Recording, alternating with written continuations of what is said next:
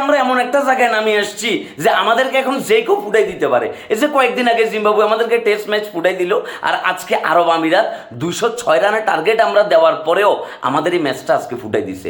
এতটা নাটকীয়তা, এতটা থ্রিলারে এবং এতটা ক্যারিশম্যাটিক ওয়েতে এই ম্যাচটা ইউএস জিতে গেছে, এটা বলার মতো না। আমাদের বলাররা যে লেভেলের দুর্দান্ত বাজে জঘন্য লেভেলের বোলিং করছে, এটা বলার মতো না। আর আরব আমিরাতের প্লেয়ারদেরকে হানিনাটস কারা সাপ্লাই দিচ্ছে, এই জিনিসটা ভালো করে খতায় দেখা দরকার। কি ব্যাটিংটা না করছে, এক ওয়াসিমের ক্যাচ মিস করছে তাহিদ হৃদয়, আবার সর্বশেষ ওভারে যাই সে ফেক থ্রো করতেছে, মানে এনে টাইম কি খাইতেছে, সে বাজে বোলিং করছে।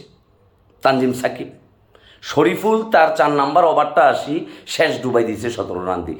নাহিদ রানা হাফ সেঞ্চুরি করে ফেলছে বোলিংয়ে। তানভীর আর কী করব?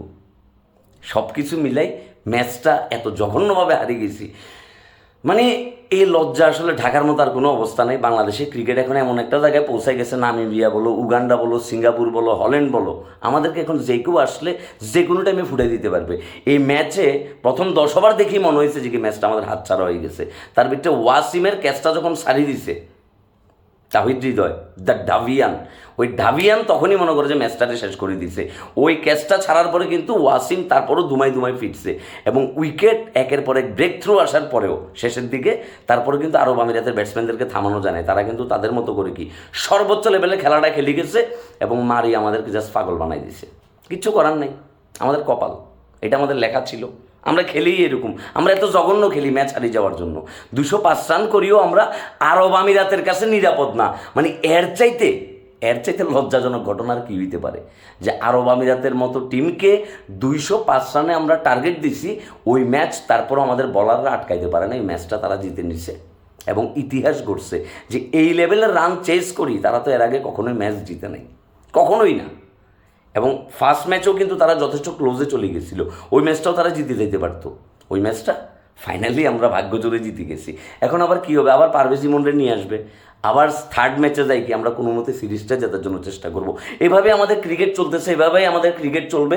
আমরা সারা রাত বেহায়ের মতো জাগি থাকবো, ভোরবেলা ঘুম থেকে উঠি যাবো, ফোনে অ্যালার্ম দিয়ে রাখবো যে কখন বাংলাদেশের ম্যাচ শুরু হইব, আর আমাদের বাঙ্গির নাতিরা আমাদেরকে এভাবে লজ্জা দিয়ে যাবো। এগুনে রে ড্রেন আছে না, পৌরসভার সকল ড্রেন পরিষ্কার করতে দেওয়া উচিত, নাহলে কৃষিকাজে লাগাই দেন, দেশের কৃষি সেক্টরটা একটু উন্নয়ন হোক, আর নাইলে ভাইয়া মাজরা বিষয় দেশের বাইরে ভাড়াই দেন, রেমিটেন্স আসুক। এছাড়া আর কোনো উপায় দেখতেছি না। এত জঘন্য লেভেলের খেলা, মানে আর কিছু বলার আছে? এত বাজে লেভেলের খেলা খেলছি, এত বাজে বোলিং করছি আমরা, আমাদের ক্যাচ মিস, বলাররা বলারদের লাইন খুঁজে পাচ্ছে না, লেন্থ খুঁজে পাচ্ছে না, বাজে ফিল্ডিং, ওভার থ্রো, এক ওভার থ্রোর কারণে 5 রান চলে এসছে শরীফুলের ওভার, শেষ ম্যাচ ফুল প্যাকেট। কাশেম কাকার হাতে মাইক ধরানো, এবার মনে করে যে বাপ্পারাজের গানের সিডি লই দৌড়াবো।